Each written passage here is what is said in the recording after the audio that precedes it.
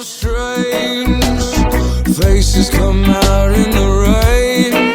When you're strange, no one remembers your name. When you're strange. Welcome back to Christ Church News. It's been a few weeks. I have been away on vacation. It is great to be back, and it's great to be back with you here on Christ Church News this week. Well, there is a quote that comes back to me every so often, depending on a certain situation that I'm thinking about, and it came back to me this week as I was thinking about what to share with you today.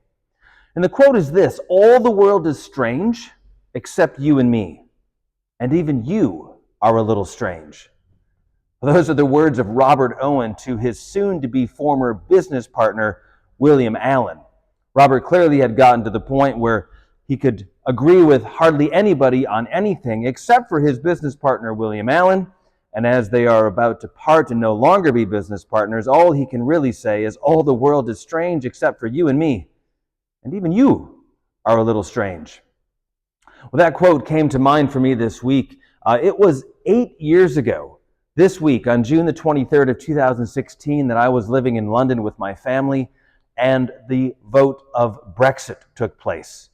Now, I was living in an area in London that was very much pro-staying in the European Union. And so the next day after the result of the vote, well, it was something to behold. People were absolutely distraught. But of course, I also lived in an area where there were enough people voting on both sides of the issue. Well, only 3 days later, of course, it was Sunday. It was the 8 a.m. service at St. Michael's in Highgate, and I got to preach the sermon that Sunday with tensions high, with disappointments high, and of course some happy as well. What I preached that Sunday was a message that is still valid today. And that was this. At one point in the sermon, I said to everybody there at the 8 o'clock service, I said, look to your left and look to your right. There's a very good chance that somebody sitting next to you today voted in a way that you did not just a few days ago. Now, I didn't share that message in order to ramp the tensions up anymore. I shared it to say that somebody sitting right next to you who is here for the same purpose that you are today, to worship and to love God, probably disagreed with you 3 days ago. Which means that there is something deeper than our opinions and our votes that bind us together. We always need to be reminded of that. I'm reminded of it this week because of 8 years ago what happened. We are reminded of it as a country as we approach celebrating our independence as well.